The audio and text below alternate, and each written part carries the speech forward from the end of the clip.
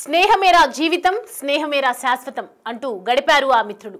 ఇంతలో ఆ మిత్రుల్లో నుంచి ఒకరు ముందే కాలం చేశారు. మిత్రుడి మరణంతో అతడి కూతురు అనాథగా మారింది. మిత్రుడి కూతురు పెళ్లికి ఎదగటంతో ఆమెకు పెళ్లి చేయాలని సంకల్పించారు. మిత్రుడు చనిపోయినా అతడి బాధ్యతను భుజాలపై వేసుకున్నారు. మిత్రుడి కూతురికి ఓ పెళ్లి సంబంధం చూశారు. అంగరంగ వైభవంగా వివాహం జరిపించారు. నూతన వధూవరులను మనసారా ఆశీర్వదించి ఆనందంతో అత్తగారింటికి పంపారు. జగిత్యాల జిల్లా మెట్పల్లికి చెందిన మనుశ్రీకి తల్లిదండ్రి చిట్యాల లక్ష్మీ నర్సయ్య కొంతకాలం క్రితమే మరణించారు. దీంతో మనుశ్రీకి తండ్రి నర్సయ్య చిన్ననాటి మిత్రులంతా పెళ్లి చేయాలని సంకల్పించారు. ఇందుకు రాయికల్ మండల కేంద్రంలోని రాజేష్ అనే యువకుడితో వివాహాన్ని నిశ్చయించారు. అంగరంగ వైభవంగా కళ్యాణాన్ని జరిపించారు. వివాహ సమయంలో మనుశ్రీకి తల్లిదండ్రి లేని లోటును ఏమాత్రం రానియకుండా చూసుకున్నారు.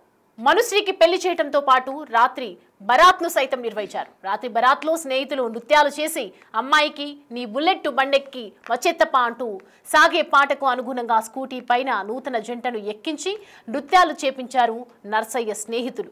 స్నేహితుడి బాధ్యతను చిన్ననాటి ఫ్రెండ్స్ పంచుకోవడాన్ని అభినందిస్తున్నారు స్థానికులు. బతికున్నప్పుడే కాదు చనిపోయిన తర్వాత కూడా సాయం చేయటంపై కుల సంఘ సభ్యులు గ్రామస్తులు సంతోషాన్ని వ్యక్తం చేస్తున్నారు.